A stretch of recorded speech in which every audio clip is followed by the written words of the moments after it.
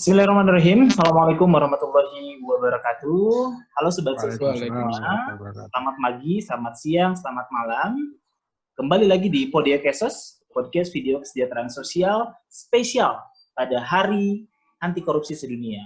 Hari ini kita sudah kedatangan bintang tamu yang luar biasa. Beliau adalah senior jurnalis di level nasional, kemudian juga punya banyak prestasi lainnya. Beliau juga merupakan salah satu direktur di lembaga literasi. Beliau juga merupakan lulusan terbaik ya, Fakultas Dakwah dan Ilmu Komunikasi UIN Syarif Hidayatullah Jakarta. Selamat datang Bang Sabir Laluhu.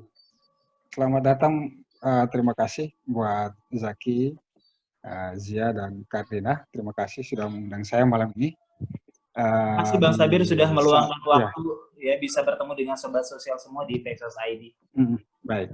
Kita bakal ngobrol-ngobrol banyak nih Bang Sabir, apalagi pada hari ini kita spesial karena ini merupakan peringatan Hari Anti Korupsi Sedunia. Itulah kenapa kita mengundang Bang Sabir di sini, karena Bang Sabir merupakan jurnalis, penulis yang juga fokus ya, tulisan-tulisannya itu fokus di deshukum, fokus di tentang korupsi gitu ya. Nah, nanti kita akan banyak belajar dari Bang Sabir, kita juga akan banyak mendengarkan penjelasan tentang apa sih sebenarnya korupsi itu, kemudian juga bagaimana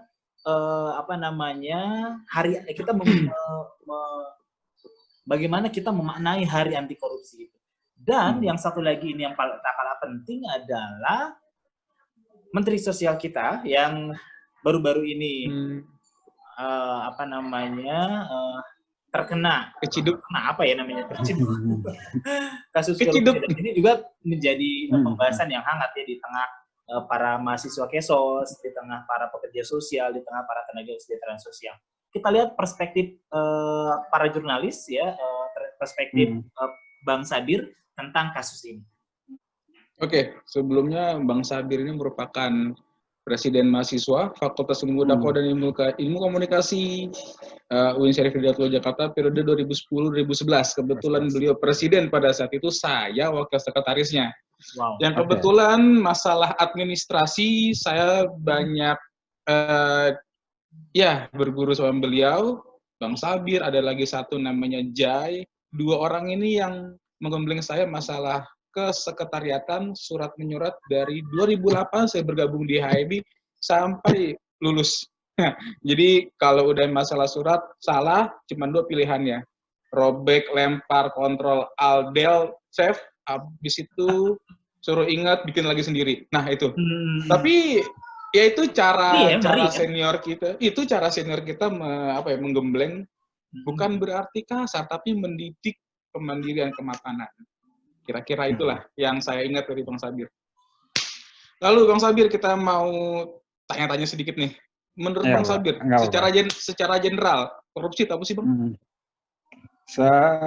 Definisinya sebenarnya sederhananya begini. Korupsi itu mengambil sesuatu yang bukan hak dari milik kita sendiri. Jadi, misalnya, handphone ini bukan punya saya, tapi saya ambil, itu bagian dari korupsi juga. Tetapi kalau korupsi itu dilakukan, kan biasanya kalau orang ngambil sesuatu, nyolong begitu ya, nyolong, itu dibilang pencurian. Nah, orang yang melakukan korupsi adalah orang yang mengambil sesuatu yang bukan haknya, tetapi dia memiliki jabatan. Orang itu ada jabatannya. Jabatannya apa? Misalnya Pak Lurah ngambil duit, nilep misalnya orang bikin KTP ya, nilep 10.000 gitu, sama kayak cebannya Pak Juliari gitu ya. Itu juga korupsi karena ada jabatannya, kaitan sama jabatannya. Atau orang mengambil sesuatu yang bukan haknya, tapi bertentangan dengan kewajibannya sebagai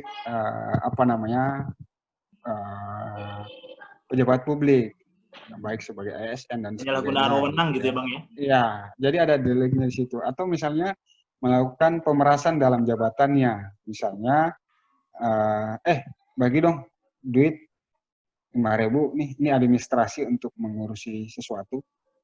ini administrasi untuk ngurus ijazah misalnya, dosen kita misalnya atau siapapun yang minta begitu, terus kita ngasih, kita belum mau ngasih begitu ya, nah kita belum mau ngasih, saya terpaksa ngasih nih, ini masuknya pemerasan dalam jabatan. Jadi korupsi itu mengambil sesuatu yang bukan haknya, tetapi dilakukan dalam kapasitas dia punya kewenangan, dia punya jabatan. Singkatnya begitu. Jadi secara umum sih itu. Tapi kalau secara undang-undang pemberantasan tindak pidana korupsi tahun nomor 31 tahun 199 yang ubahnya itu nomor 20 tahun 2001 itu ada 32 jenis korupsi. Jadi ada 32 jenis korupsi. Tapi kalau digabungkan jumlahnya hanya 7. Nah, jumlahnya hanya 7. Jenisnya apa? Misalnya penyalahgunaan kewenangan untuk menguntungkan diri sendiri atau orang lain atau korporasi. Berikutnya ada menerima hadiah atau janji dalam bentuk suap, menyuap gitu. Yang ketiga ada menerima gratifikasi atau penerimaan fasilitas lainnya. Yang keempat ada misalnya pemerasan dalam jabatan. Yang kelima ada jenisnya lagi itu soal dia tidak mau masuk sebagai penyelenggara negara atau pejabat ASN itu menjadi pemborong. Ada 5 yang saya sebut ya. Ada 2 jenis lagi ada. Jadi ada 7, 5 saya sebutkan diantaranya tadi. Jadi begitu sih ya. Kalau misalkan tadi sebut gratifikasi kan pemberian tanpa ada pelaporan ke KPK. Kalau misalkan kita sebagai pejabat publik diberi sesuatu, entah itu benda, entah itu barang, entah itu jasa, entah itu apapun yang bentuknya pemberian, tapi kita laporkan, apakah itu termasuk gratifikasi yang dilegalkan atau yang justru harusnya dihindarkan? Sebenarnya begini, gratifikasi. Soalnya ini Bang Sabir, kadang-kadang bahasa gratifikasi itu suka rancu kalau di umum, Bang. Makanya kalau kita coba meluruskan. Kalau gratifikasi itu kan, gratifikasi adalah pemberian yang tidak diminta oleh, misalnya saya dikasih sesuatu, pemberinya ikhlas kan, pemberinya ini ikhlas, misalnya Zia atau Zaki atau Karina ngasih ke saya, ikhlas gitu. Nah saya terima, itu gratifikasi.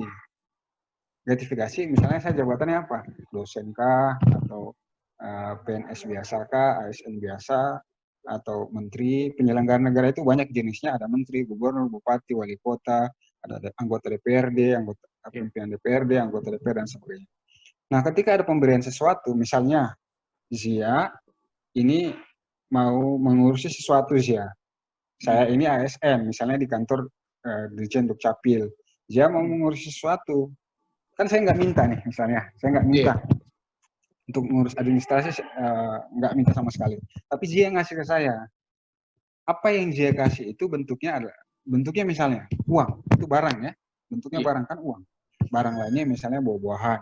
Biasanya dikasih oleh mahasiswa ke dosen ketika dia sidang atau wisuda dan sebagainya. Itu gratifikasi. Iya, betul. Itu gratifikasi. Kan tidak diminta oleh dosen. Kan tidak diminta oleh saya misalnya sebagai pejabat Dirjen Dukcapil begitu ya. Nah, apa yang diserahkan itu adalah gratifikasi. Karena apa?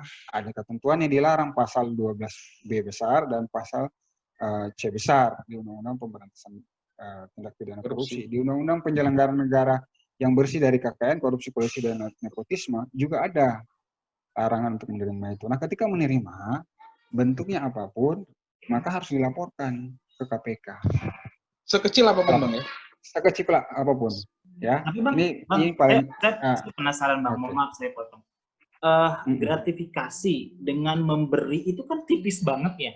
Kita memberi dengan ikhlas gitu kan, kita mungkin menghormati ya. Kalau tadi dicontohkan oleh Bang Sabir misalnya memberi kepada dosen, mungkin Aina juga pernah mengalami ketika misalnya sidang atau misalnya ketika misalnya sudah dibantu untuk menyusun skripsi sebagai ucapan terima kasih, kemudian memberi sesuatu. Nah ini apa sih yang bisa membedakan antara memberi dan gratifikasi? Maksudnya memberi secara ikhlas, menghormati gitu, dengan gratifikasi di mana nih perbedaannya? Jadi di gratifikasi itu ada ketentuannya. Ini kan contohnya baru umum saja saya menjelaskan. Ada di ketentuan pasal 12B besar dan C besar itu 12C besar. Jadi ada gratifikasi itu adalah bentuk pemberian dalam bentuk apapun, bisa barang, fasilitas, jasa, tiket, diskon, rabat, dan sebagainya. Masih banyak jenisnya kualifikasinya. Gratifikasi itu melekat sebagai pemberian gratifikasi ketika misalnya saya ini kualifikasi yang adalah PNS, ASN, atau penyelenggara negara. Itu dulu, sampai di situ dulu ya. Jadi jangan dilebarkan kemana-mana, itu dulu. Misalnya, saya ini ASN, saya kan mencontohkan tadi. Saya pejabat Dirjen Dukcapil, ada Zia yang mengurusi, Zia ngasih ke saya. Kan saya nggak minta dong. Iya kan? Kan saya nggak minta, Zia ngasih, ikhlas. Kan misalnya nih, Pak ini uang, dia nggak nyebutin uang, cuman pas tanda tangan dan sebenarnya disodorin lah, bentuknya amplop. Saya ngambil. Itu gratifikasi. Sampai di situ dulu ya. Yang berikutnya tadi ditanya sama Zaki, apakah misalnya kemudian kita ini ketika memberi dengan ikhlas itu masuk gratifikasi atau enggak? Nah, bedanya gratifikasi sama suap adalah pemberi gratifikasi tidak bisa dipidana kalau tidak ada unsur bertentangan dengan kewajiban misalnya saya tadi. Dia bisa dipidana sebagai suap ketika ada unsurnya itu bahwa saya tahu bahwa Zia ngasih uang ke saya itu untuk ngurus administrasi. Oke. Jadi yang berikutnya ada batasannya, Zaki. Zia, Karina, dan teman-teman Plexos semua. Ada batasannya. Gratifikasi itu batasannya di undang-undang sebenarnya disebutkan 10 juta, di bawah 10 juta dibuktikan oleh si penerima gratifikasi. Di atas 10 juta dibuktikan oleh si penegak hukum, dalam hal ini penyidik atau jaksa penuntut umum pada saat di sidang di pengadilan. Nah, tapi ada ketentuan gratifikasi yang bisa diterima. Misalnya, saya kasih contoh. Karina misalnya menikah dengan Zia dan KUA-nya itu adalah Zaki misalnya ya. Ketika dikasih, ukurannya dia ngasih hanya bentuknya bukan uang ya, tapi misalnya di bentuk foto dan sebagainya. Dan di tempat itu tempat Zia dan Karina misalnya menikah atau Zaki yang penghulunya itu di daerah itu memberikan foto itu adalah kebiasaan atau bagian dari adat istiadat. Itu dibolehkan. Nah, batasan yang dibolehkan itu apa? Ada batasannya 1 juta. Jadi batasan misalnya orang menerima sesuai dengan adat istiadat, itu adalah 1 juta, dibolehkan. Ada tapinya lagi, tapi tetap harus dilaporkan ke KPK. Jadi misalnya siapapun yang menerima harus melaporkan ke KPK. Nanti KPK yang memutuskan apakah ini gratifikasi yang bertentangan dengan kewajibannya dan bisa disita negara atau tidak. Kalau nggak bisa disita oleh negara, misalnya barangnya barang habis gitu ya, misalnya kue-kue, roti, itu akan dikembalikan kepada pelapor gratifikasi. Misalnya saya melaporkan itu, kembalikan ke saya, kemudian di surat itu biasanya surat keputusan KPK bahwa itu masuk gratifikasi atau tidak, itu diperintahkan bentuknya barang rusak ya, misalnya kue-kue, sarden atau apalah gitu ya, itu diperintahkan untuk memberikan ke pihak yang sangat membutuhkan. Siapa? Anak yatim, panti asuhan.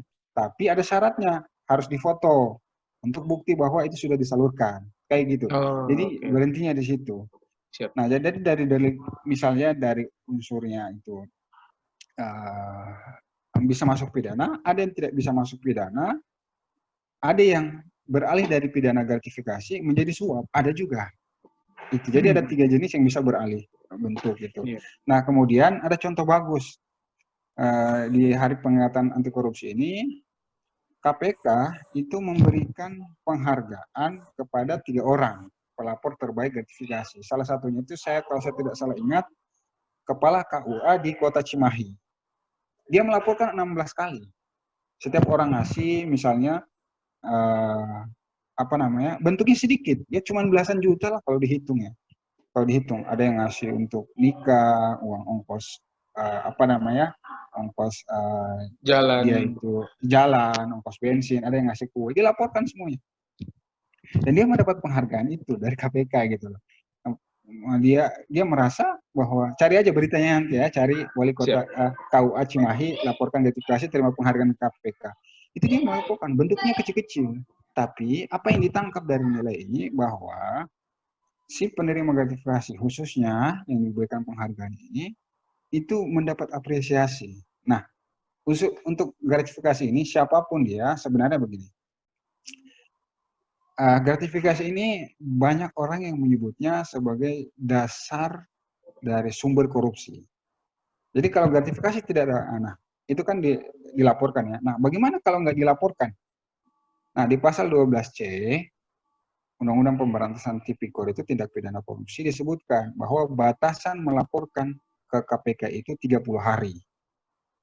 Dari hari yang diberikan dari hari yang diterima, ya. Misalnya Zia ngasih ke saya laporkan itu batas waktunya 30 hari sejak saya terima. Kalau saya tidak melaporkan, maka saya bisa jadi tersangka, bisa dipidana. Begitulah kira-kira.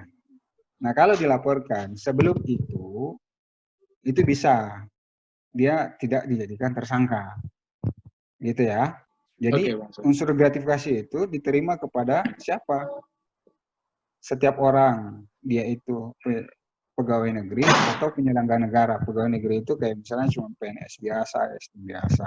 Penyelenggara negara itu contohnya itu menteri, bupati, gubernur, wali kota, wakil bupati, wakil-wakilnya gitu, anggota DPRD, pimpinan DPRD, rektor. Seluruh turunan itu Bang ya? Iya, turunannya. Turunan itu ya? Iya, begitulah. Atau misalnya ada lagi penyelenggara negara itu pejabat pembuat komitmen atau kepala Pimpro ya, kepala proyek, bendaharawan proyek, itu masuk juga penyelenggara negara. Nah, contoh ini sebenarnya menarik. Nanti kenapa menarik? Karena kaitannya sama Adi Wahyono, Pak Mateus. Itu kan dia ASN biasa. ASN biasa, betul. Dia ASN biasa, tapi jabatannya pada saat untuk proyek pengadaan bansos itu adalah penyelenggara negara. Apa jabatannya? Pejabat pembuat komitmen. Nah, tapi kan deliknya beda. Untuk suap, ada meeting of mind, ada pertemuan pemikiran bahwa Zia ngasih ke saya itu, saya tahu Zia ngasih untuk ngurusin administrasinya. Itu suap menyuap, saya tahu. Kita kesepakatan, oke Zia kalau mau kasih, nanti kamu mengurus ini kasih ke saya 300 juta. Enggak Bang. Masa 300 juta? Kan ngurus ini 250.000 doang gitu. Oke, kalau gitu 300.000 deh. Ada kesepakatan. Itu suap. Makanya tapi rata-rata komitmen fee gitu ya istilahnya tuh. Iya, sebenarnya ada kesepakatan. Makanya disebutkan komitmen itu kan level menteri ya. Saya jujur berpraktek, kemudian juga berjalin relasi dengan beberapa dinas, ternyata itu juga terjadi di dinas kabupaten gitu luar biasanya. Dan ini yang membuat kenapa korupsi itu semakin masif, karena itu tadi Bang Sabir bilang awalnya itu adalah tentang gratifikasi. Enggak, ini cuma ngasih aja. Enggak, ini cuma sekedar terima kasih aja. Yang membuat itu menjadi sebuah budaya dan akhirnya menganggap menjadi sebuah kebiasaan di kota kabupaten. Gitu ya. Nah, bagaimana sih menurut Bang Sabir tentang semakin masifnya korupsi di Indonesia itu sebenarnya penyebabnya itu apakah memang karena sudah dibiasakan, sudah menjadi hal yang biasa, atau misalnya memang ada ya kalau misalnya kita ingat Pak Presiden bilang ada revolusi mental gitu. Apakah memang mental bangsa Indonesia-nya yang harus diubah gitu? Menurut Bang Sabir gimana Bang? Kenapa sih bisa masif banget nih korupsi di Indonesia? Korupsi itu kan memang penyakit ya. Bahkan orang yang melakukan korupsi itu bisa disebut penjahat kemanusiaan. Kenapa penjahat kemanusiaan? Karena hak-hak masyarakat diambil secara paksa, diambil secara melawan hukum, diambil secara tidak benar, diambil dengan cara untuk menguntungkan diri sendiri, atau orang lain, atau organisasinya, atau kelompoknya, atau misalnya perusahaan. Nah, kalau kemudian kita bertanya, kok masih banyak yang melakukan korupsi?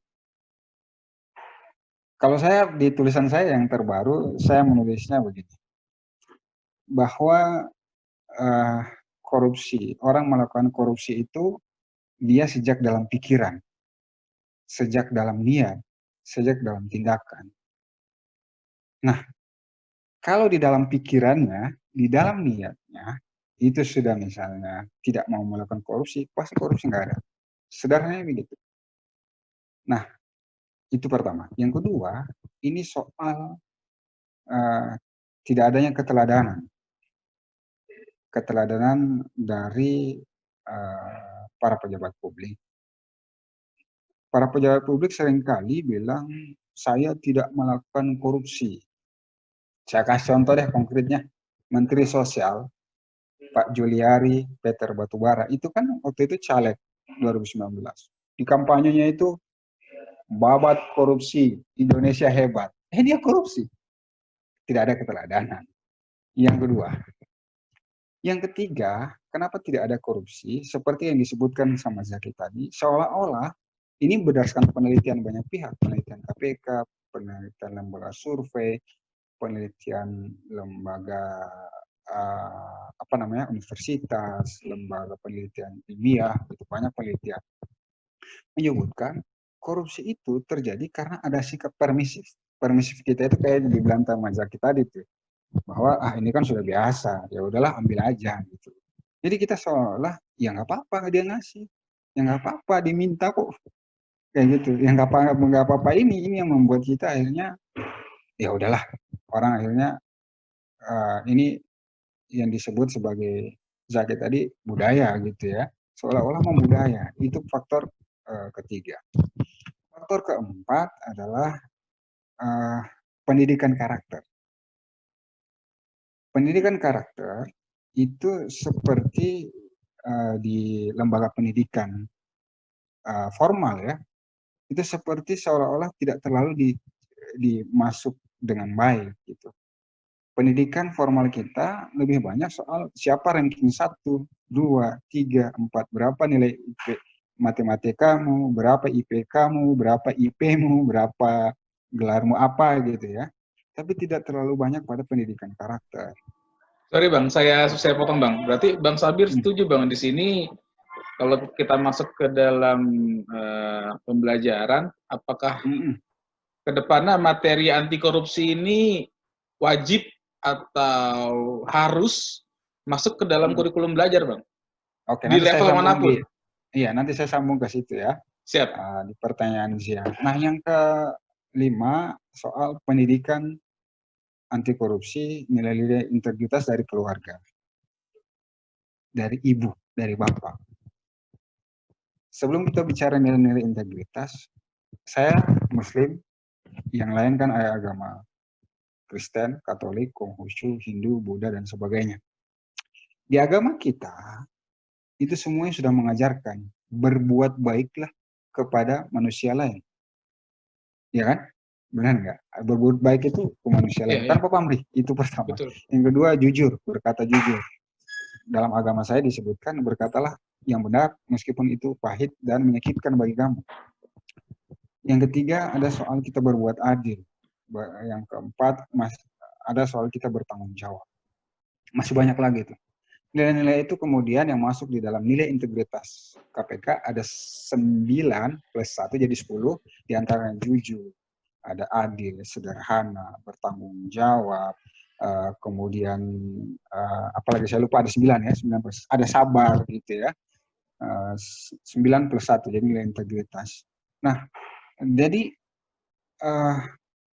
kita saya juga berusaha, karena sudah ada anak saya 2 ya, jadi berusaha karena sadar betul bahwa pendidikan anti korupsi itu levelnya harus dari anak, dari keluarga, maka harus dididik dengan itu. Saya kasih contoh, anak saya lagi main berantakan gitu ya, berantakan barang-barang, saya minta ke dia, minta dengan baik-baik untuk dibersihkan, dirapikan mainannya, tanggung jawab. Dia yang berantakan, dia harus tanggung jawab dong, tanggung jawab. Ketika dia cubit adiknya, nangis misalnya, dia nggak ngaku. Saya dan istri saya menyampaikan bahwa kalau kita salah, maka kita harus jujur, tanggung jawab, sesalah apapun kita, jujuran. Jadi 4 hal ini yang menurut saya agak kurang memang Sehingga ya sudah ketika dari rumah mamanya tidak ini bapaknya. Kenapa saya sebut ini? Karena ada contoh koruptor, saya langsung nyebut koruptor karena ada terpidana dan mantan terpidana korupsi itu satu keluarga. Bapaknya, ibunya, anaknya, menantunya. Ada lagi bapak sama anak, ada kakak sama anak, kan? Banyak. Nah, tadi bagus disebutkan ditanya sama Zia. Nah, pendidikan anti korupsi itu semestinya, kan menurut saya pribadi, secara pribadi, ini pribadi saya. Pemerintah, baik pusat dan daerah, itu mewajibkan level pendidikan anti korupsi mulai dari TK, bahkan dari PAUD sampai universitas. Semua jenjang pendidikan. Kenapa saya menyebutkan ini? Alasannya sederhana, seperti yang saya sebutkan tadi. Pendidikan kita di level pendidikan formal itu lebih cenderung kita seperti mekanik, mengejar nilai.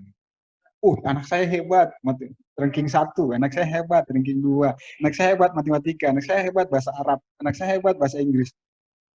Padahal tidak semua orang ingin menjadi matematikawan, fisikawan, iya kan? Kalian misalnya, Zia, Garina, Zaki, itu menjadi peksos, pekerja sosial. Nggak ada tuh yang mau jadi, meskipun saya yakin kalian juga dulu tingkat pendidikannya ada yang ranking 1, ranking 2, ranking 3, kan tidak semuanya. Jadi pendidikan anti korupsi, menurut saya pribadi, wajib untuk level pendidikan bahkan dari PAUD. Tentu dengan disesuaikan dengan usianya dong. Ya. Materinya disesuaikan dengan usianya, usia masing-masing jenjang pendidikan formal itu. Dan KPK, setahu saya, punya pendidikan anti korupsi juga. Dan sudah bekerja sama dengan apa kementeriannya? Ada Kementerian Pendidikan dan Kebudayaan, ada Kemenristek, sekarang Kemenristek ya, dulu Kemenristek Dikti. Kemudian ada Kementerian Agama, kemudian ada Kementerian Dalam Negeri. Jadi dengan 4 kementerian ini ada kerjasamanya. Di level pemerintah daerah, kabupaten, kota, dan provinsi juga ada. Coba dah cari peraturan pemerintah kota, kabupaten, yang tempat kalian tinggal. Ada tuh. Dan seingat saya pernah nulis soal ini juga, bahwa ada ribuan jenjang SMP, SD, SMP, sampai SMA, itu sudah ada pendidikan anti korupsinya. Tetapi insersi itu dimasukkan. Misalnya dimasukkan ke dalam PPKN, atau di dalam apa gitu ya, mata kuliah apa, atau misalnya apa dan sebagainya. Nah, di beberapa universitas disisipkan, jadi diinsersikan. Tapi di beberapa universitas, saya tidak ingin menyebutkan universitasnya, dan harus diakui yang paling pertama itu pendidikan mata kuliah anti korupsi, pendidikan anti korupsi itu pertama di Universitas Paramadina di Indonesia, itu paling pertama, baru diikuti beberapa. Nah, itu wajib 3 SKS kalau saya tidak salah. Bahkan 3 SKS ya Bang, bukan cuma 2 SKS. Kalau saya tidak salah ya, kalau saya salah nanti mohon dimaafkan ya. Jadi itu diwajibkan. Nah, UIN, kalau universitas saya ada juga pendidikan anti korupsi dan nilai-nilai Pancasila di Fakultas Adab dan Humaniora. Itu tahun 2018 atau 2019, saya lupa persisnya. Karena saya pernah nulis itu. Nah, di Politeknik Aceh bahkan tahun 2019 sudah ada gitu. Mata kuliah pendidikan anti korupsi dan budaya anti korupsi. Nah, jadi kalau pertanyaannya singkatnya, menurut saya apakah wajib? Wajib bagi saya. Kalau saya Menteri Pendidikannya begitu ya, Menteri Agamanya, semua MTS wajib kayak gitu ya. Ada mata pelajaran pendidikan budaya anti korupsi. Bro Zia, ya kan? Gila. Nah, ini kita gimana? Di Podio Kesos hari ini, saya tuh kayak bukan lagi ikut podcast, tapi kayak saya hanya melongo mendengar ceritanya Bang Sabir dari awal sampai akhir, yang kita yang banyak ohnya gitu, banyak banyak wow gitu. Jadi berisi banget gitu podcast kita hari ini. Ini juga sekarang ada Aina nih, dari tadi udah penasaran dan juga kayaknya udah nyiapin pertanyaan juga buat Bang Sabir. Gimana kan? Aina, ada pertanyaan nggak buat Bang Sabir? Ada banget nih Kak Zaki. Jadi tadi tuh poinnya mungkin karena saya mahasiswa ya. Jadi lebih nge-highlight yang poin terakhir mengenai pendidikan. Pendidikan anti korupsi. Nah, itu mungkin pendidikan anti korupsi kayaknya memang perlu sekali ya Kak Sabir ya. Dan mungkin saya lebih melihatnya di bagian integritas. Karena sebelumnya mungkin berkaitan dengan Bapak Menteri sekarang yang sedang mungkin tersandung itu, jadinya emang masih menteri ya? tersandung korupsi. Ya, Pertanyaan Bapak emang Menteri masih menteri Sosial. ya? Belum mundurin diri ya? Dia mundurin diri tapi masih kayak statusnya nonaktif lah ya. Karena kan PLT-nya Menko-nya jadi PLT. Ya, berarti mantan menteri ya? Soalnya saya malu punya menteri kayak gitu. Iya nggak Bro Zia? Iya sih. Oke. Iya. Itu aja. Lanjut Ya, mengenai integritas, karena sebelumnya mungkin Bapak Menteri juga menyampaikan bahwa kami menjadi mahasiswa harus menjadi mahasiswa yang memiliki integritas atau istilahnya memiliki karakter yang seperti yang dikatakan oleh Kak Sabir, seperti itu. Nah, mengenai integritas, nah apakah mungkin fenomena-fenomena sekarang banyak mungkin ya kayak pejabat yang korupsi seperti itu. Nah, apakah bisa dibilang mungkin pejabat kita lagi kehilangan integritas atau mungkin nggak punya karakter integritas seperti itu, Kak Sabir? Menurut Kak Sabir seperti apa? Ini kan yang ditanya Karina ada satu pertanyaan tapi berisi 2 pertanyaan. Soal satu pertanyaan tapi berisi 2 pertanyaan. Ya nggak apa-apa. Begini, saya menjelaskan mudah-mudahan agak sederhana ya. Oke. Kan integritas itu sebenarnya sederhananya kalau ini Muslim semua. Karina enggak? Karina Katolik. Saya pernah membaca Alkitab Karina. Saya punya 2 Alkitab. Tahu. Sampai hari ini. Jadi saya Katolik. Benar ya? Katolik atau ya nggak apa-apa. Kalau non Muslim pun kalau saya punya 2 Alkitab sebenarnya. Ada yang besar, ada yang kecil. Perjanjian Lama sama Perjanjian Baru. Saya baca juga kok sebenarnya. Tapi sekarang saya Muslim. Nanti mohon diluruskan yang tidak beragama lain gitu ya. Yang tidak beragama Islam maksud saya. Di Islam disebutkan ada akhlakul karimah atau akhlak yang baik. Terjemahan sederhananya itu, ya integritas itu sebenarnya terjemahan sederhananya itu akhlak yang baik. Akhlak yang baik itu apa? Di dalam agama Kristen, baik Protestan maupun Katolik, kalau saya tidak salah, disebutkan bahwa setiap dari kita, anak manusia, itu harus selalu berbuat baik kepada siapapun. Itu kuncinya. Di Islam disebutkan bahwa kita, umat Muslim, itu harus peduli dengan sesama, berbuat baik dengan siapapun, tanpa melihat agama apapun, apalagi umat Muslim. Karena kita semuanya bersaudara. Itu ya. Nanti cari tulisan saya lagi. Ada tulisan saya banyak soal pencegahan korupsi berbasis agama. Ada soal 5 agama, 6 maksud saya. Itu pencegahan korupsi berbasis agama. Saya mengutip beberapa ada Alkitab, ada Al-Quran, ada juga kitab agama lain di situ ya. Tripitaka ya. Ada beberapa. Jadi saya mengutip itu. Silakan mencari dasarnya di situ soal penolakan kita harus berbuat anti gratifikasi itu ada dengan jelas.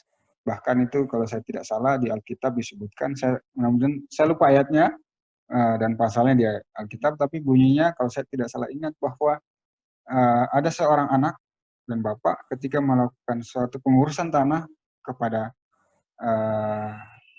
pejabat tanah atau hakim, itu dia memberikan suap, maka sesungguhnya bukan dia memberikan suap, tapi dia memberikan api, neraka. Saya lupa itu pasalnya. Jadi, integritas adalah hal yang sangat sederhana, yang mestinya dimulai dari diri kita adalah kita berakhlak yang baik. Akhlak yang baik itu tidak mencelakakan orang, tidak berbuat buruk kepada orang lain, berprasangka buruk. Kita berkata yang baik. Berkata yang baik itu ya artinya tidak mengumpat. Berkata yang benar artinya itu jujur gitu ya. Diberikan tanggung jawab itu dia amanah, tidak melakukan penyimpangan. Yang sebenarnya ke semua itu ada di mata pelajaran PPKN, ada pada mata pelajaran dasar Ya, tentang betul. bagaimana kita hidup, berinteraksi Iya. sosial dan lain sebagainya.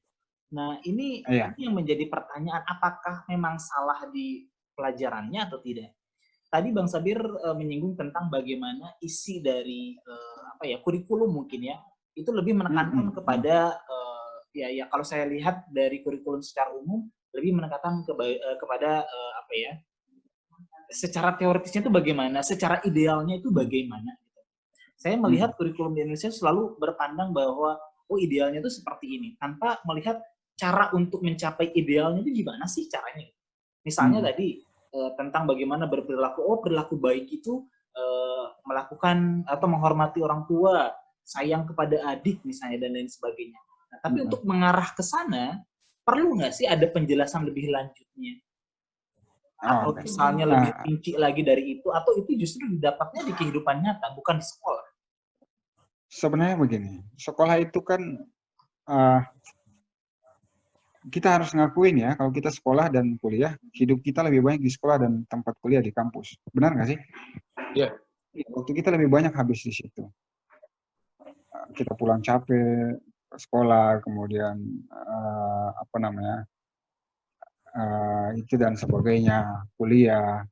Nah, pas pulang sudah capek, orang tua kita nanya apa pelajaran kita, nah kita jawab sekedarnya saja kan.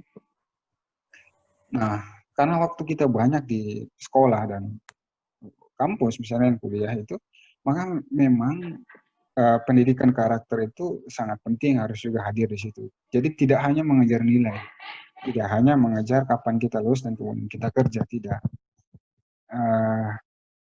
Salah satu yang paling penting itu saya ngasih contoh di Finlandia dan Jepang itu kan mereka lebih banyak tidak mengejar sehebat apa, sepintar apa kita, nilai kita berapa, tapi mereka mengajarkan bagaimana karakter anak didik. Jadi sebenarnya bukan kurikulumnya yang salah, tapi bagaimana orang menginterpretasikan kurikulum itu. Jadi bukan karena misalnya pelajaran salah dan sebagainya. Kurikulumnya sudah baik, tetapi kemudian pendidikan anti korupsinya itu yang harus lebih ditekankan juga, dimasukkan porsinya juga tidak sekedarnya. Paham nggak maksudnya? Jadi tidak sekedarnya, udahlah, yang penting kan kita sudah ada PPKN, ya kan? Yang penting kayak begini ini, itu yang membuat orang ya sudahlah, yang penting sudah terpenuhi ya sudah, gitu loh. Nggak ada lagi kita. Padahal bukan itu. Misalnya, kalau tidak dapat dalam secara formal dalam bentuk mata pelajaran atau mata kuliah, maka dosennya yang mengarahkan. Atau gurunya yang mengarahkan. Kan begini, pendidikan itu tidak hanya apa yang tertulis, ya kan? Tidak hanya apa yang disampaikan guru. Pendidikan itu adalah apa yang kita lihat dengan mata, kita dengar dengan telinga, kita rasakan dengan tubuh kita. Itu pendidikan. Kita lihat dengan mata kita, itu kita nuliskan. Bukan hanya itu. Kita dengar dengan telinga kita apa yang disampaikan guru dan dosen. Bukan hanya itu. Tapi apa yang kita rasakan. Lihat dengan mata kepala, tindakan guru seperti apa, kepala sekolah seperti apa, dosen seperti apa, rektor seperti apa, dekanat seperti apa, kepala jurusan seperti apa. Lihat ini, baru dengan tindakan. Itu ya. Berarti jadi kalau perbaikan kurikulum saya serahkan kepada pemerintah. Itu kebijakan mereka. Nah, saya langsung sambung ke Karina tadi. Pertanyaannya sangat terkait dengan apa yang ditanyakan Zaki soal apakah orang yang ditangkap itu tidak berintegritas.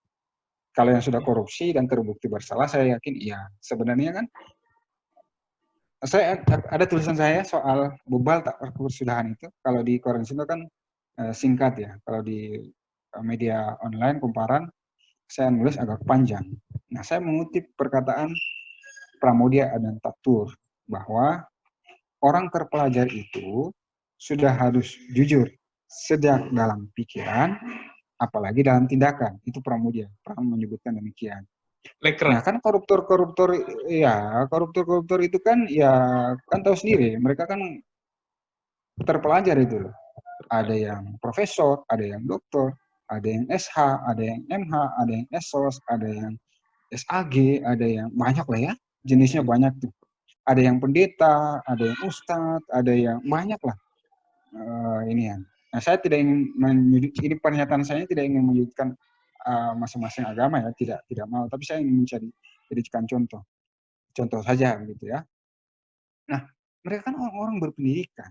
Nah, saya meminjam dari pernyataan Pramudia Tutur itu bahwa seharusnya bagi kita yang terpelajar itu sudah harus berintegritas sejak dalam pikiran, niat, dan tindakan, apalagi dalam tindakan. Gitu. Karena begini, orang-orang yang melakukan korupsi itu adalah orang-orang yang sudah korupsi sejak dalam pikiran. Dari pikirannya sama niat sudah korup gitu, apalagi tindakan. Ya. Sudah korupsi dari mulai pikiran. Sebenarnya dari tadi udah nggak sabar pengen masuk ke kasus korupsi bansos yang dilakukan, yang dalam hal ini tersangkanya adalah Menteri Sosial, ex-Menteri Sosial ya, mantan Menteri Sosial JPD. Bagaimana menurut Bang Sabir tentang kasus ini? Sebenarnya di mana sih letak korupsi fatalnya itu di mana? Kemudian mungkin juga ada pendapat Bang Sabir tentang hukuman nih. Sebenarnya kalau menurut undang-undang kayak gimana nih, Bang? Oke. Saya dengan Pak Juliari ini, kalau saya pakai pribadi saya sebagai warga negara, saya marah betul. Kenapa saya marah betul? Ini cerita fakta dan nyata. Saya ini aslinya Buton, Sulawesi Tenggara, lahir dan besar di Ambon. Orang tua saya dan keluarga saya masih ada di Ambon. Adik saya begitu ya. Saya pernah nulis tulisan soal bangkit dari pandemi ya, saya lupa, produktif dan dapat duit dari pandemi. Nanti cari koran Sindo. Salah satu narasumbernya itu adik saya. Saya tanya, Dek, di rumah bagaimana? Kita dapat bantuan nggak? Bantuan apa? Bantuan sosial, sembako gitu. Wah, dari awal pandemi sampai sekarang nggak dapat, Kak. Hampir saya refleks mau maki ya, tapi saya minta maaf. Terus saya nanya, kan ada bantuan langsung tunai, dapat nggak kita? Mama sama Bapak dapat nggak? Baru dapat Agustus. Wah, terus dari awal pandemi kita kok nggak dapat gitu? Saya sebagai warga negara marah betul saya dengan kasus Pak Menteri, dengan kasus Pak Juliari Peter Batubara ini. Saya marah betul karena saya sekaligus jurnalis yang menulis berita, saya juga yang merasakan gitu. Keluarga saya di tempat saya ya, saya tinggal di Cengkareng. Saya tidak ingin menyebutkan RT RW berapa, kelurahan apa. Pak RT-nya itu membagikan sembako yang harusnya satu kakak itu satu sembako dibagikan, dipecah menjadi 3 sampai 4 sembako sampai ke 4 kakak. Marah betul saya. Jadi kasusnya Pak Juliari ini itu bukan hanya gunung es. Jadi dari awal sudah dikorup, di atas dikorup juga. Kan bagaimana ceritanya? Jadi saya sebagai warga negara, warga biasa, saya memposisikan diri ini, saya marah, sangat marah betul. Bahkan saya cerita sama istri saya bilang, ini orang, saya tahu pas ada OTT awal itu saya langsung, wah, semua di kebun binatang keluar itu omongannya. Wah, kayak pokoknya yang jelek-jelek itu keluar. Sebagai jurnalis, maka saya harus menulis dan menyampaikan sesuai faktanya. Kan begitu ya, sebagai jurnalis. Tadi kan sebagai warga negara, warga biasa, saya marah betul. Sebagai jurnalis ada juga rasa marah itu. Masa marah itulah saya tuangkan di dalam tulisan. Tetapi sesuai fakta. Faktanya apa? Ini korupsinya terkait dengan bantuan sosial sembako yang pada saat pengadaannya itu untuk pengadaan bantuan COVID bagi masyarakat di DKI Jakarta, Jabodetabek. Saya juga subjeknya kan. Artinya saya subjek penerimanya juga kan. Saya kakak Jakarta nih, DKI Jakarta. Saya menuliskan itu sesuai fakta. Berapa dia terima? 10.000 dipotek ya, ceban ya. Sampai kan ada memenya itu uang 10.000 dengan gambar Pak Juliari gitu ya. Otak ceban. Ada yang bikin meme juga, dia nyerahin bansos meskipun itu pada saat sebelum tersangka gitu ya, dan bansos bantuan sembako ke warga gitu ya, ada tulisannya Ibu Potong ini ceban ya, Bu. sembakonya, iya saya potong ceban ya Bu gitu. Itu faktanya demikian. Atau kalau dulu kan ada Pak Ogah yang cepet dulu dong, gopek dulu dong, sekarang ceban dulu dong gitu ya. Iya kayak Pak gitu. Ogah. Jadi Zaki, Zia dan Karina, teman-teman Peksos, para pemirsa yang menyaksikan Peksos kita hari ini, dialog kita, bahwa faktanya Pak Juliari, berdasarkan informasi yang saya dapat, itu aktif sekali melakukan negosiasi. Dan itu kan secara umum sudah disampaikan oleh KPK. Tetapi ada di balik layar, saya terima informasi, karena saya lama pos di KPK, ada sekitar 8 tahunan.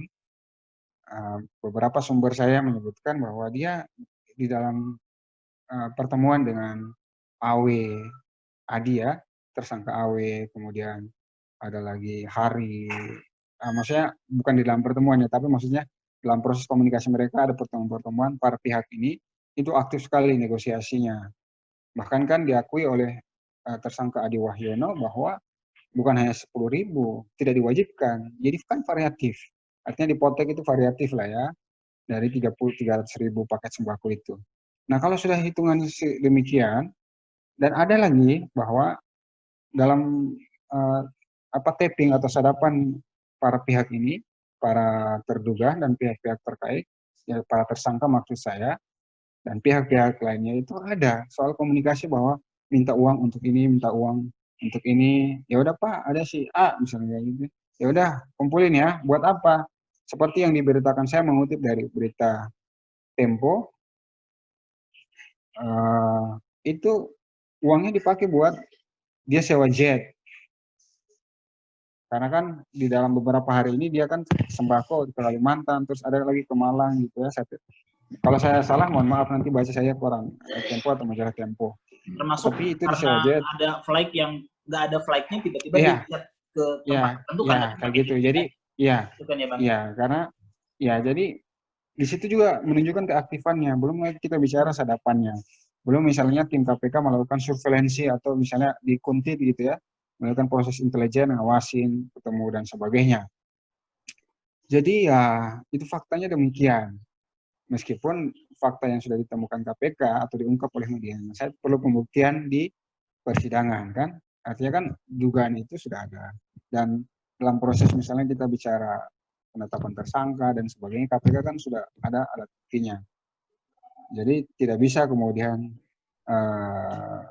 kita bilang si A salah tapi tanpa bukti gitu. Itu Zaki.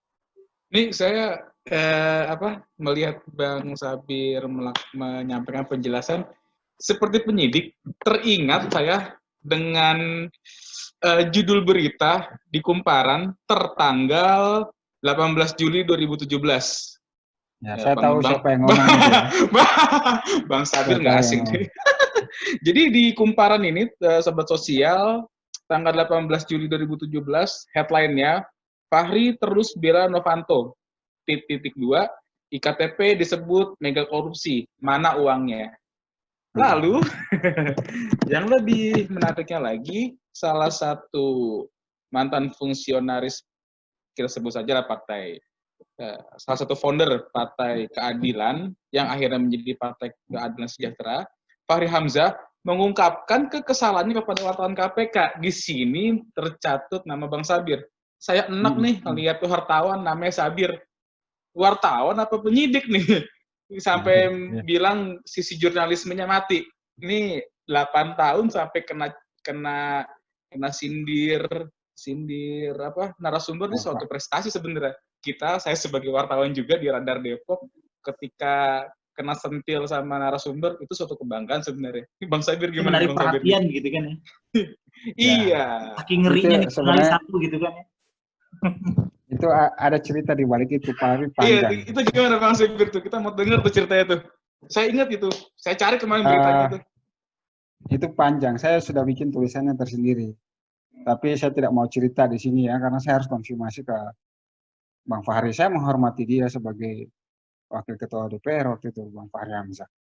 Dan kan saya pernah, sebelum berita itu muncul kan, saya pernah minta komentarnya, baik lewat WhatsApp juga, pernah saya telepon juga. Saya pas muncul berita itu sebenarnya saya lagi tidur juga itu karena malam atau apa gitu kita lah sudah terlalu sibuk penetapan tersangka Setia Novanto itu kan kaitan sama Setia Novanto. Saya pulang dan berita itu terlalu banyak ya. Waktu itu saya pulang, handphone saya cas, saya matikan begitu ya. Pulang pagi ya biasa ngopi lah kan. Baru saya nyalain sekitar jam 10 jam 11.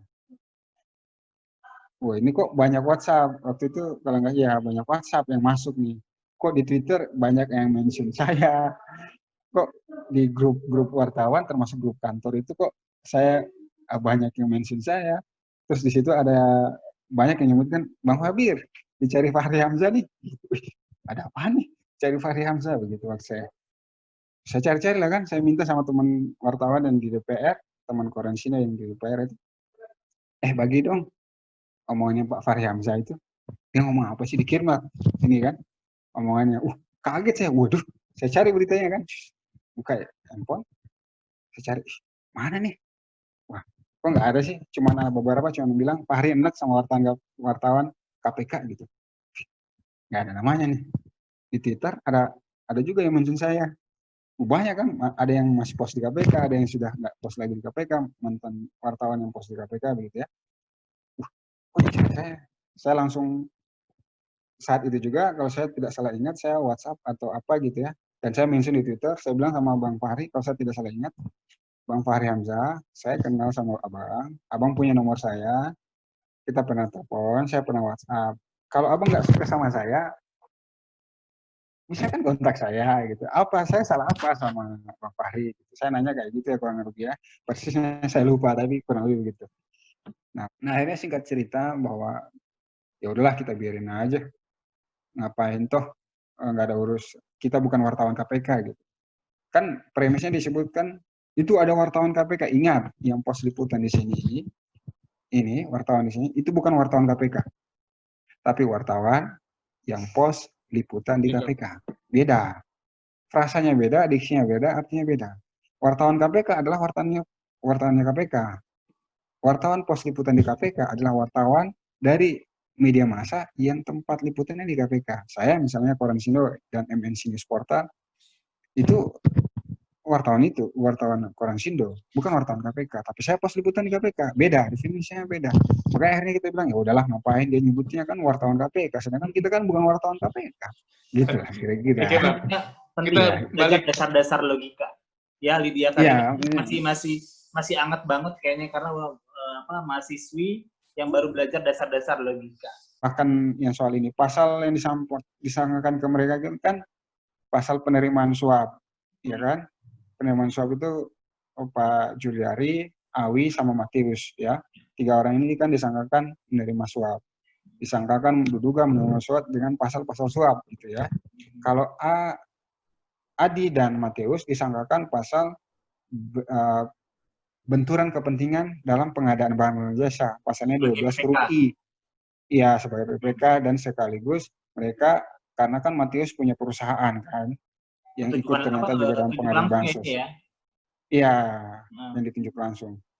Nah, itu kan pasal suap, menyuap. Pasal 12 huruf ayat, saya lupa persis, pasal 12 ayat 1 huruf A dan ayat 1 huruf B itu kan ancaman pidananya itu paling maksimal atau ancaman pidana primernya itu seumur hidup. Maksimalnya 20 tahun, minimalnya saya lupa ya, nanti cari lagi. Tapi kalau ancaman maksimal dan primernya seperti itu. Jadi bisa dipidana seumur hidup atau paling tinggi maksimal 20 tahun gitu ya. Nah, kan banyak bilang, "Oh, ini kan dia korupsinya di saat bencana." Nah, di pasal 2 di Undang-Undang Pemberantasan Tindak Pidana Korupsi ada pasal 2 ayat 1 soal pengadaan barang dan jasa. Deliknya itu menyalahgunakan kewenangan secara melawan hukum untuk memperkaya diri sendiri atau orang lain atau korporasi sehingga terjadi kerugian negara. Ini ayat 1-nya, pasal 2 ayat 1. Di pasal 2 ayat 2 ada penjelasannya, bunyinya kurang lebih bahwa ketika korupsi dilakukan dalam keadaan tertentu, maka dapat diancam dengan pidana mati. Ini ayat 2. Di penjelasan pasal 2 ayat 2 ini disebutkan keadaan tertentu diantaranya korupsi yang berulang-ulang atau dalam status keadaan bencana nasional. Jadi contoh nyatanya aja Bang, misalnya Ya, kita pakai logika dulu. Jadi logikanya dulu. Diinikan mati kalau bagaimana Bang? Nah, ini kan pasalnya pertama pasal suap, menyuap ya. Suap. 12 ayat 1 huruf A atau B, suap gitu. Dan pasal 12 huruf I, benturan kepentingan dalam pengadaan barang jasa untuk Adi dan Matius, tersangkanya itu. Ini kan pasal suap, meskipun pengadaan barang dan jasa, gitu ya. Nggak bisa sebenarnya dengan pidana, misalnya orang bilang pidana mati. Nggak bisa, ancaman pidananya paling tinggi. Primernya itu seumur hidup atau paling tinggi 20 tahun, gitu ya. Jadi kalau misalnya kita bicara kayak begitu, itu lihat dulu. Nah, apakah bisa misalnya pidana mati? Bisa saja. Kalau ini ada kalaunya. Kalau KPK atau penegak hukum itu menemukan korupsi pengadaan dengan menyalahgunakan kewenangan tadi yang disebut unsurnya, kewenangan atau sarana dan kedudukan yang ada padanya, menyalahgunakan kewenangan maksud saya, kemudian dia itu untuk menguntungkan diri sendiri atau orang lain atau korporasi, sehingga mengakibatkan kerugian negara. Itu kan pasal 2 ayat 1 begitu ya, pasal 2 tadi. Itu korupsi pengadaan kerugian negara. Fokusnya di situ dulu. Nah, kalau misalnya ini bansos COVID ini ada korupsinya dengan kerugian negara dan KPK menerapkan pasal misalnya aja ya, menerapkan pasal 2 ayat 1 dan pasal 2 ayat 2, maka bisa pidana mati. Tetapi di banyak negara pidana mati itu untuk koruptor itu tidak menjadi ukuran keberhasilan pemberantasan tindak pidana korupsi. Karena misalnya di beberapa negara yang berhasil tingkat korupsinya rendah, Denmark, Finlandia, dan sebagainya, nggak ada pidana mati. Yang ada pidana mati justru tingkat korupsinya lebih banyak, IPK-nya lebih yang parah bawah, gitu. Iya, yang parah gitu loh. Jadi saya tidak ingin masuk. Apakah bisa atau tidak, itu terserah penegak hukum saja. Kalau sudah ada buktinya, silakan. Tapi dipertimbangkan sisi kemanusiaannya. Andai pun dikomparasikan dengan yang lain, misalnya narkoba saja ada pidana matinya. Itu kan terserah sama penegak hukum, jaksa penuntut umum, dan hakim yang mengadilinya. Begitu. Jadi intinya, apakah ada alat bukti untuk penerapan pasal 2 ayat 1 dan pasal 2 ayat 2? Kalau ada ya silakan penegak hukum, kalau nggak ada jangan dipaksakan. Jadi mungkin kenapa pidana mati ini jadi hits ya, jadi rame, jadi tren. Mungkin karena masyarakat juga menganggap bahwa kalau dengan adanya satu kasus terbukti bersalah kemudian dipidana mati, itu akan membuat kapok koruptor lain. Gitu mungkin ya, masyarakat awam pasti bilang gitu. Padahal secara umum tadi yang Bang Sabir bilang bahwa justru sebaliknya. Kalau misalnya saking banyaknya kasus kemudian banyak yang dipidana mati, seumur hidup dan lain sebagainya, itu menunjukkan bahwa tingkat korupsi di suatu negara itu sudah semakin parah gitu ya Bang Sabir. Karena begini, kan kita bandingkan saja Finlandia dan Denmark, beberapa negara lain yang indeks persepsi korupsinya di atas ya, di tingkat atas, maksudnya korupsinya tidak banyak gitu ya. IPK-nya itu kan indeks persepsi korupsi Finlandia sama Denmark kalau saya tidak salah itu kan paling atas.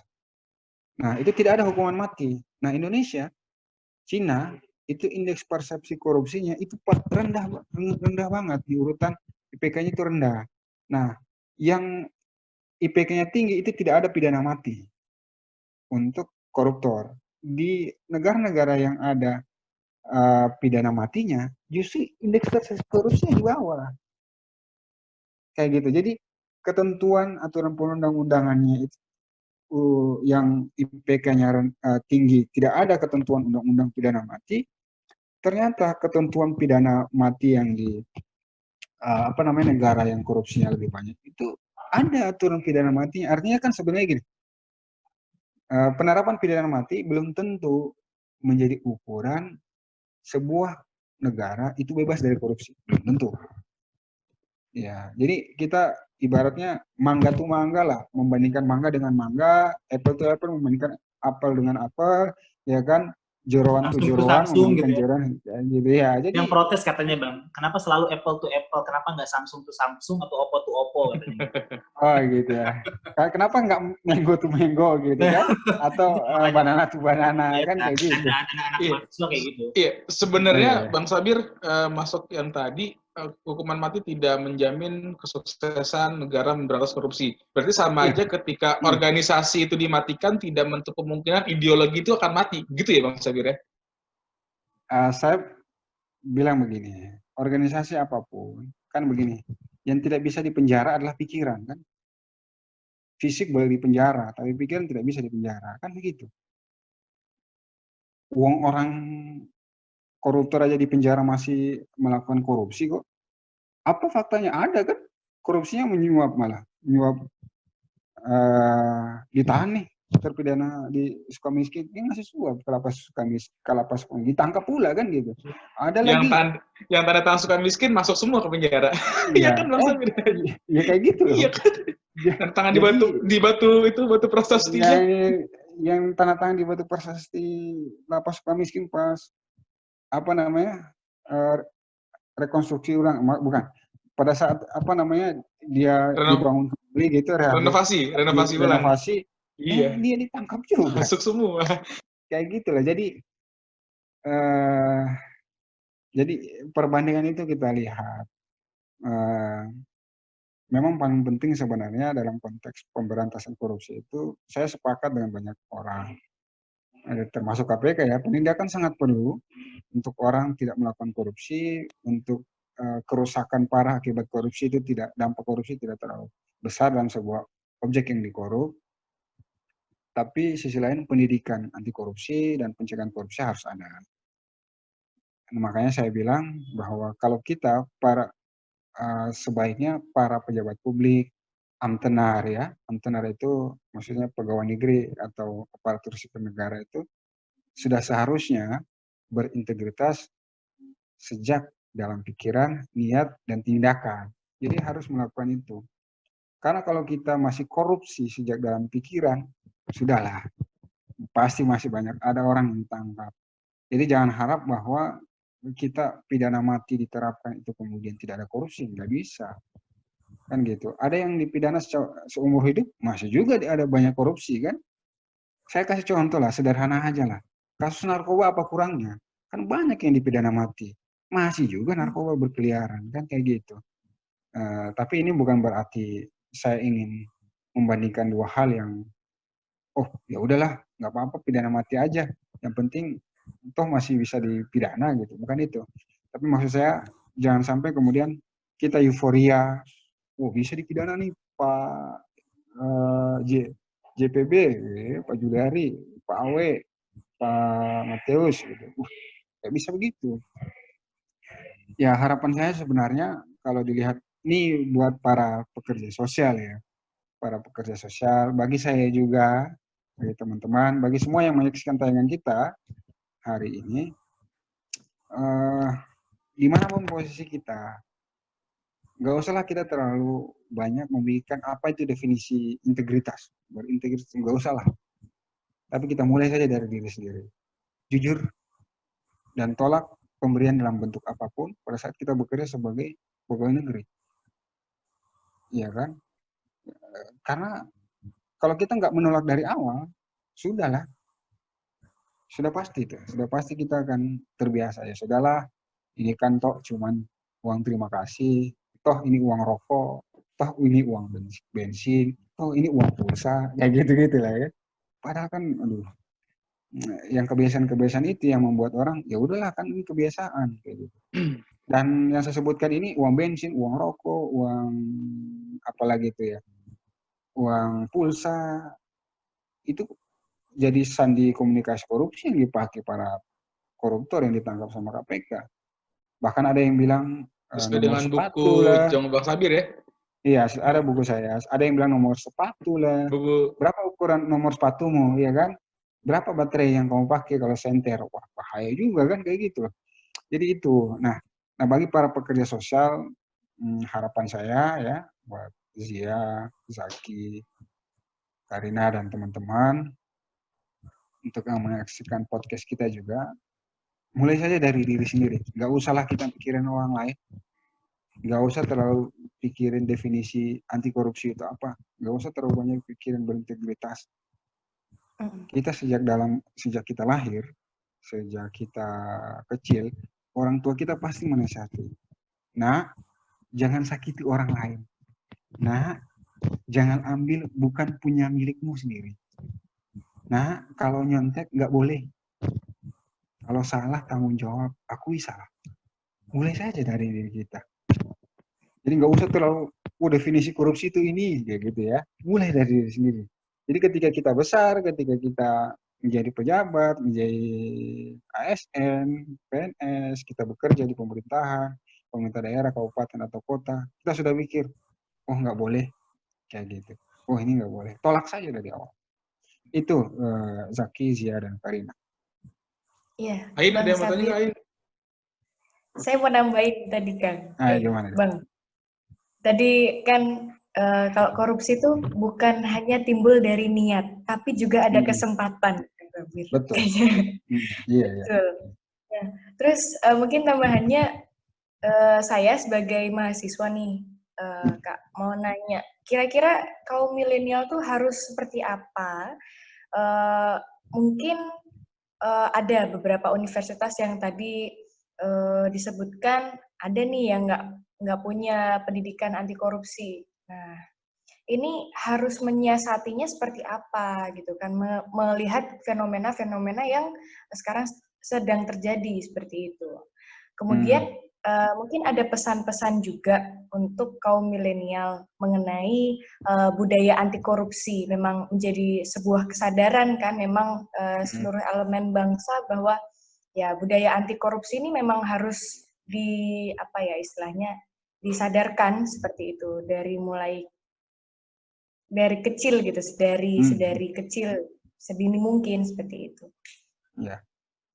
Nah, ini kalau dibicara untuk milenial sebenarnya, yang pertama itu jangan terlalu acuh, abai dengan keadaan sekitar. Itu yang paling penting. Kenapa saya bilang begitu? Ya, kalau para pekerja sosial kan orang yang bersentuhan dengan masyarakat. Ya kan? Tentu orang-orang itu yang tahu betul bagaimana kondisi masyarakat. Ketika turun ke daerah, ya kan pasti kita lihat, oh ternyata orang susah. Ya kan? Oh ternyata orang tidak berkecukupan. Apa yang timbul dari itu? Yang pertama berarti adalah empati. Empati, bukan simpati. Kalau simpati itu masih terlalu di bawah. Empati itu kita merasakan bahwa apa yang dirasakan oleh orang. Dan kita berbuat untuk membantunya. Yang kedua, bagi yang kaum milenial, jangan juga abai dengan kondisi sekitar, bahwa jadi harus peduli. Harus peduli. Harus peduli itu ketika kita bicara soal ini, karena ini adalah kondisinya dalam memperingati Hari Anti Korupsi Sedunia, Kordia 2020, yang jatuh 9 Desember kemarin, kita harus sadar. Dalam kondisi misalnya kita di kampus, dalam kondisi misalnya kita di sekolah, dalam kondisi misalnya kita di lingkungan, peduli dengan keadaan sekitar.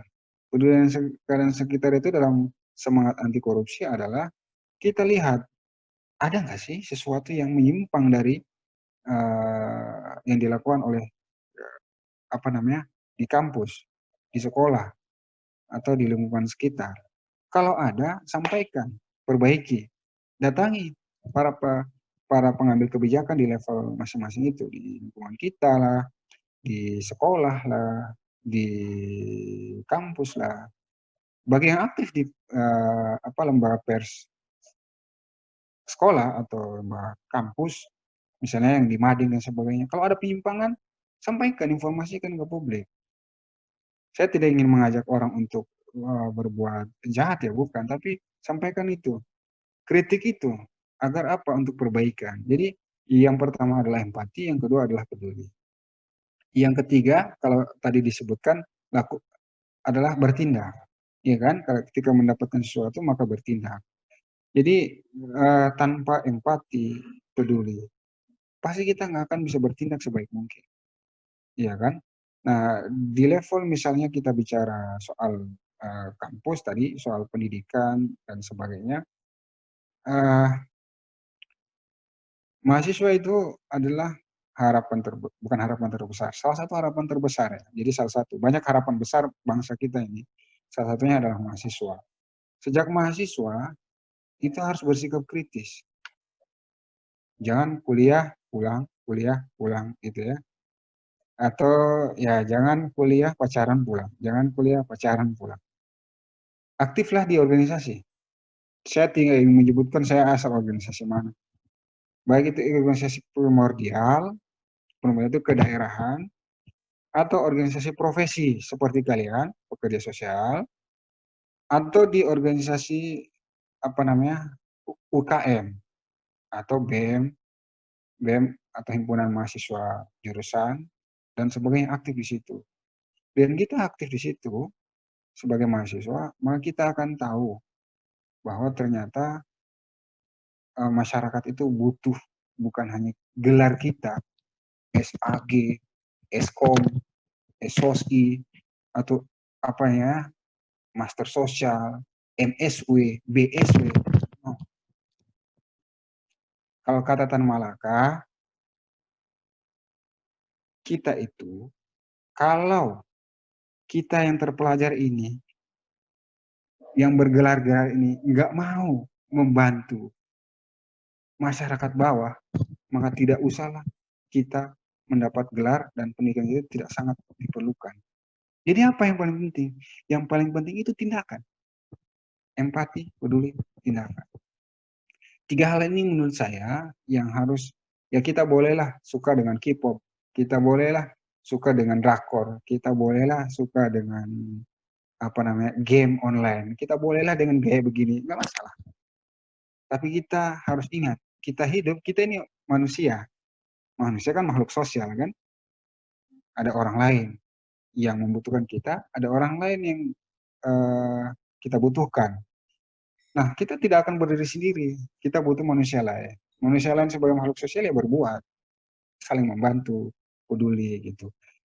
Jadi yang khusus di kampus gitu ya, yang masih di kampus, yang universitas, yang pekerja sosial, bagi Peksos, teman-teman Peksos juga, niatkan betul dalam hati. Ini kan pekerjaan sosial, ya kan? Namanya kerja sosial itu kan tanpa pamrih sebenarnya. Ya kalau ada gaji atau dapat upah itu soal lain, ya kan?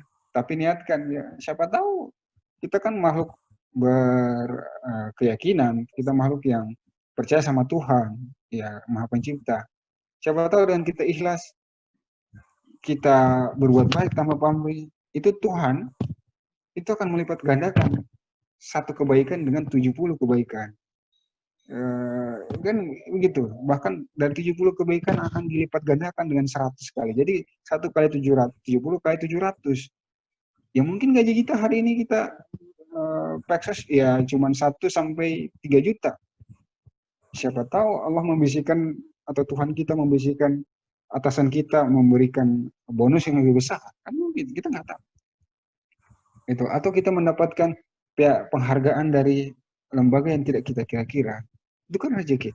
Jadi bagi milenial sekali lagi saya sangat mengharapkan betul untuk pertama empati, yang kedua peduli, yang ketiga bertindak. Iya kan? Nah, kalau di organisasi yang teman-teman tahu ada disebutkan iman, ilmu dan amal kan, kita harus beriman sama agama, sama Tuhan kita, sama agama kita, sama kitab suci kita dan sebagainya. Kemudian kita berilmu. Kita ini terpelajar, orang-orang berilmu, bergelar-gelar itu berilmu. Berikutnya beramal. Ya kalau nggak diamalkan, ada satu pepatah di luar negeri menyebutkan ilmu tanpa amal bagaikan pohon tak berbuah gitu. Jadi kalau kita misalnya kita bergelar-gelar tapi kita tidak membantu orang, tidak bertindak peduli dengan orang, kita tidak mau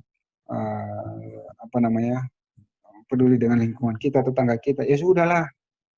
Gelar SH kita, SS kita, SHC kita, SKOMI kita, SKOM kita, gelar apapun copot aja lah. Yang dibutuhkan bukan itu. Kayak gitu. Jadi Ya, penting betul. Saya untuk kaum milenial itu 3 hal tadi. Ya, empati, peduli, bertindak. Jadi itu yang paling penting bagi saya. Nah, kalau di urusan di kampus ya, saya cerita sedikit, nanti kalau mau direkam silakan, mau ditayangkan atau enggak silakan. Saya dulu di kampus, pernah jadi pemret, pemimpin redaksi Lembaga Pers Mahasiswa Institut. Kita juga pernah garap di Fakultas Ilmu Dakwah dan Komunikasi itu pernah akan dihidupkan lagi juga majalah apa saya lupa, Jeda namanya. Jadi ini Jeda, 2 lembaga yang berbeda. Saya lupa ingat ya. Di kasus pertama, bukan kasus pertama, di LPM Institute kami pernah membongkar kasus korupsi, dugaan korupsi beasiswa. Ya. Nah, ada tim kami itu yang diancam untuk di DO gara-gara kasus kami mengungkap kasus itu. Kan bagi kami ya apa yang kami temukan ya harus diberitakan. Ya kalau ada penyimpangan diberitakan. Ada kasus narkoba yang kami ungkap di majalah Jeda. Saya waktu itu kan pemret juga di majalah Jeda itu. Calon pemret lah kan rencana mau terbit. Batal juga akhirnya terbit majalah itu kan. Jadi yang ingin saya sampaikan adalah, nah ini potong saja ya kalau yang terakhir ini ya majalah Jeda ini. Tapi intinya kalau yang kasus dugaan korupsi itu ya kan karena sudah dibantah kan sama banyak pihak ya di internal kampus. Maksud saya adalah contoh ini ingin memberikan satu contoh bahwa sejak mahasiswa kita harus kritis, peduli dengan keadaan sekitar. Toh banyak mahasiswa yang di kampus yang harusnya layak mendapatkan beasiswa tapi tidak dapat beasiswa. Iya kan? Ya Saya itu gini Mas Sabir ya, kalau bisa saya ambil contoh kasusnya ini ya, si siapa, Panas Joshua ya, yang melaporkan rektornya Universitas Semarang KPK ya, diancam DO. Ya, ya kayak saya gitu kalau kira-kira. Itu saya 4 jempol ya, 2 di kaki ini buat mahasiswa itu. Saya salut itu. Itu baru mahasiswa teladan menurut saya pribadi. Itu mahasiswa teladan. Dan rektor yang bersangkutan yang menyikapi dengan mengembalikan ke apa namanya ke orang tuanya, artinya kan diskorsing ya, itu sangat tidak layak. Sangat tidak layak. Ya kalau memang tidak terbukti korupsi, hadapi saja kan gitu, sederhana gitu. Atau panggil mahasiswanya, terus sampaikan, kamu punya data apa? Kita diskusi secara publik yuk. Kamu punya data, saya punya data, kita diskusi secara publik, biar publik yang menilai. Kan begitu, bukan malah di skorsing. Ya kalau saya juga pernah soalnya mengalami kayak begitu ya, meskipun dengan jalur yang berbeda. Teman-teman saya juga pernah kan mendapat ancaman seperti itu. Tapi maksud saya adalah contoh-contoh begini, ini kan menunjukkan bahwa yang bersangkutan yang melaporkan rektornya itu ke KPK itu adalah mahasiswa yang empati, peduli dan bertindak. Ya, meskipun bukan kita yang akan mendapatkan keuntungan, bukan. Jangan mengharapkan keuntungan apapun. Ya kalau kita bekerja ya pasti kan sudah ada gaji kan. Kalau kita sebagai ASN, PSNS kan ada gaji. Tapi kalau kita berbuat saja, pasti ada jalan. Pasti akan dibalas dengan balasan yang lebih baik gitu. Apalagi kan pekerja sosial kan ini sosial loh.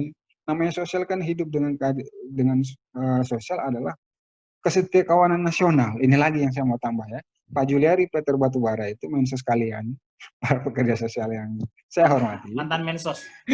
Mantan mensos ya. Mantan mensos. Oke lah, baik saya balik berarti.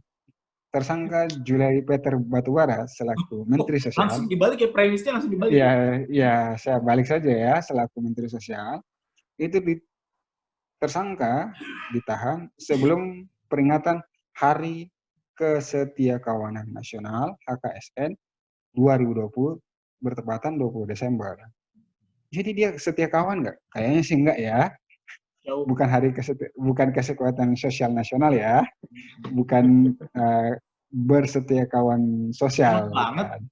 Seneng banget kayaknya ya kan? Kayak gitu. Iya, maksud saya dia kan harusnya Menteri Sosial, harusnya kan memberikan contoh kesetiakawanan sosial. Masa bersetia kawan sama koruptor gitu, sama pelaku korupsi, sama tersangka korupsi, kan gitu. Iya kan? Masa bersetia kawan kepada para pengemplang bantuan sembako COVID, kan gitu. Harusnya kan bersetia kawan sosial kepada warga negara, kan kayak gitu yang lagi susah ini. Intinya dia Maksud saya, anu alal birri wa taqwa, intinya gitulah Bang Sabir udah. ya maksud saya begini sebenarnya. Saya agak menjinjir ini karena harus diingatkan, apa sih, kan ada nilai-nilai kesetakawanan sosial. Nilai-nilai kesetakawanan sosial itu sama dengan nilai-nilai integritas sebenarnya. Kalau dilihat ya. Itulah Bang kenapa sekarang juga lagi panas juga bahwa yaitu bahwa Menteri Sosial dari sejak awal Master Reh Iwakusuma Sumantri, kemudian juga istrinya Master Reh Mario Vasantoso sampai Julie P. Batubara, sebelumnya juga Idrus Marham dan lain sebagainya, itu semua politisi, Bang. Jadi next kita semua ya berharap itu bahwa adalah satu kali aja, masa sih nggak ada yang dilirik gitu, profesional di bidang SDM Kesos, Peksosnya apa misalnya apa namanya akademisi kesejahteraan sosial yang bisa jadi mensos ke depan. Itu harapan kita semua. Bahwa apalagi kalau misalnya memang itu Peksos gitu, yang dia punya kode etik, dia punya nilai prinsip dan lain sebagainya. Cuman walaupun kita nggak nyamin juga kalau misalnya dari profesional bakal nggak korupsi, tapi setidaknya kalau di Peksos sekarang kan ada Undang-Undang Nomor 14 Tahun 2019 tentang khusus yang membahas pekerja sosial. Dia akan lebih paham tentang apa itu undang-undang dan bagaimana memaksimalkan undang-undang pekerja sosial ini bisa menjadi main power untuk menciptakan kesejahteraan sosial. Jadi si Undang-Undang 11 2009 tentang kesejahteraan sosial yang udah lama ini bisa disupport, bukan malah jadi bertolak belakang. Itu yang menjadi harapan kita. Saya sepakat sebenarnya sama apa yang disampaikan Adi dan teman-teman kerja sosial profesional maupun para akademisi dan para pakar, bahwa memang semestinya selayaknya ya, mudah-mudahan Pak Jokowi dengar lah ya, atau pemerintah dengar bahwa suara-suara para pekerja sosial, ya suara-suara para pekerja sosial, akademisi, para pakar kesehatan sosial itu harus didengar. Saya sepakat, memang sebaiknya meskipun hanya sekali atau 2 kali lah ya, dari profesional itu pekerja sosial ya harus menjadi pekerja sosial. Ya, andai pun dia politisi, minimal background-nya adalah sarjana kesejahteraan sosial. Ya paling tidak punya ilmu itu. Ya saya sih tidak tahu ya, tapi semuanya kan kembalinya kepada hak prerogatif presiden yang menentukan. Kita nunggu dia Sera jadi anggota dewan dulu soalnya. Iya, kita. Waduh, kalau saya jadi anggota dewan bahaya dong. Ya kalau misalnya maksud saya gini, kalau kita berhak untuk bersuara kan, menyuarakan apapun itu, ya tapi kan hak prerogatif tetap ada pada presiden gitu ya. Betul. Iya, bener, dan tapi saya juga berdoa semoga harapan-harapan para pekerja sosial, akademisi dan para pakar dan praktisi itu bisa didengar memang sama presiden. Siap.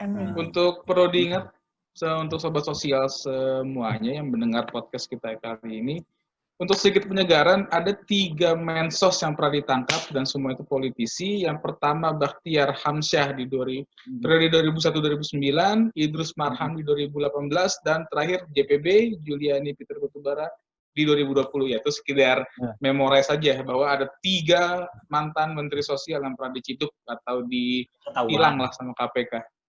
Ya, memang 3-tiganya ini kasusnya ditangani oleh KPK dalam kurun waktu berbeda. Saya memang ada tulisan saya yang di highlight juga oleh akun Instagram Peksos itu soal koruptor bebal dan KPK makin gahar ya. Kalau di kumparan saya menulisnya soal bebal tak berkesudahan. 3 menteri sosial di periode yang berbeda ini saya menjadikan contoh. Memang menurut saya secara pribadi ini pandangan saya ya, bisa diperdebatkan memang. Apa yang dilakukan Pak Juliari Batubara ini adalah sebuah hal atau bebal yang enggak bersudah.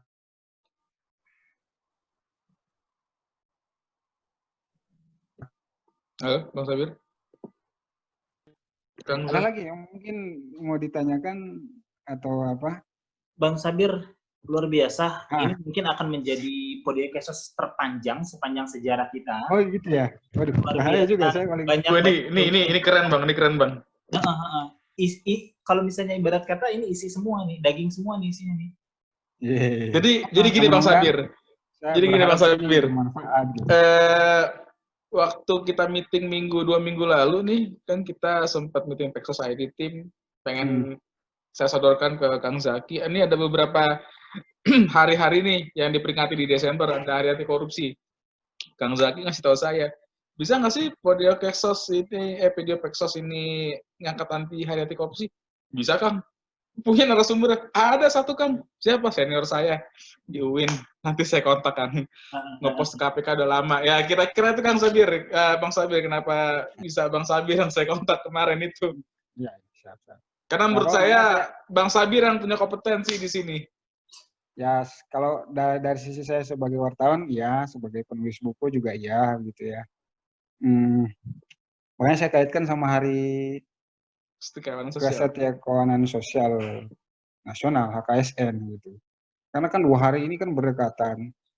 Ya, selang cuma 11 hari, dan sebelum Hari Anti Korupsi dan HKSN itu kan Mensos, gitu ya, Pak Juliari Peter Batubara sebagai selaku Mensos itu ditersangkakan oleh KPK gitu. Jadi ditersangkakan, ditahan gitu ya. Ini kan menurut saya keterlaluan gitu. Sangat keterlaluan. Apalagi orang bilang kan terkait dengan bansos sembako, bantuan sosial sembako masyarakat COVID-19 kan keterlaluan. Bang Sabir, saya mohon izin kalau saya boleh mengambil kutipan dari Profesor Salim Said, guru besar di Universitas Profesor Kawanan Sosial gitu. Iya, ya gitu yang mungkin saya gitu. Bang Sabir, saya mohon izin kalau saya mengambil satu kutipan tadi Bang Sabir dari Pramudia Antatur, kalau saya mengambil dari kutipan Profesor Salim Said di acara YLC.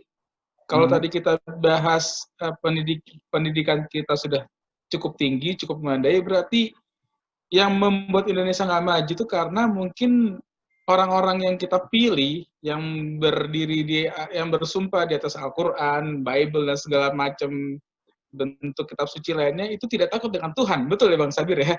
Karena kalau saya ngambil dari sini, dari Profesor Salim Said, Indonesia nggak maju karena nggak takut Tuhan. Kenapa? Singapura maju karena di sekelilingnya daratan Melayu. Korsel maju karena takut sama Korut. Taiwan maju takut sama Cina daratan. Israel maju di tengah lautan masyarakat Arab. Berarti ada yang ditakuti nih. Indonesia udah disumpah pakai nama Tuhan, masih dilanggar juga sumpahnya. Berarti memang nggak ada yang takuti. Indonesia nggak ada yang maju. Berarti gitu Bang Sabir ya. Kira kalau saya ambil kutipan dari Profesor Salim Said. Ya, pandangan Prof. Salim Said, saya pernah baca itu. Saya juga melihat hampir sama juga dengan itu, dengan Prof. Salim Said ya. Apa yang buat kita seolah-olah kita nggak mau gitu, padahal kan harusnya sudah disumpah dengan kitab suci kan. Makanya di dalam banyak artikel saya menyebutkan bahwa pencegahan korupsi, siapapun orang itu, pejabat negara, penyelenggara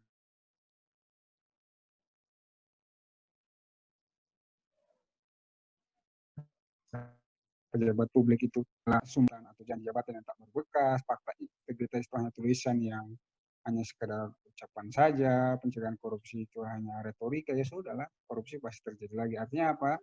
Bahwa sumpah jabatan, janji jabatan harus dijalankan secara sungguh-sungguh, fakta integritas harus dilakukan dalam tindakan, pencegahan korupsi juga harus dilakukan upaya-upaya dalam tindakan, bukan hanya ucapan, omongan, dan sebagainya begitu.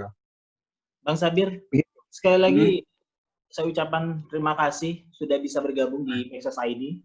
Luar biasa, banyak hal yang kita pelajari, banyak hal yang hal-hal baru yang bisa kita pahami gitu ya tentang bagaimana memaknai Hari Anti Korupsi sedunia ini. Harapan kita tentu ke depan semuanya bisa berjalan lebih baik gitu ya, terutama di Kementerian Sosial, kemudian juga untuk para mahasiswa juga bagaimana mereka belajar tentang mengaplikasikan perilaku-perilaku sederhana agar supaya terbiasa tidak melaksanakan hal-hal yang menyerempet gitu ya ke hal-hal yang berbau korupsi. Sekali lagi Bang Sabir, terima kasih banyak. Saya Zaki dan juga Zia Sera dan juga Lydia Karina dari Peksos ID mengucapkan terima kasih atas kehadiran Bang Sabir di Podium Peksos pada kesempatan kali ini. Untuk Sobat Sosial, kita berjumpa kembali di Podium Peksos selanjutnya dengan narasumber-narasumber lain yang luar biasa tentunya. Saya Zaki, mewakili Pexus ID bersama Zia Sera dan Lydia Karina, dan juga Bang Sabir Laluhu, pamit. Sampai jumpa di podcast selanjutnya. Bye.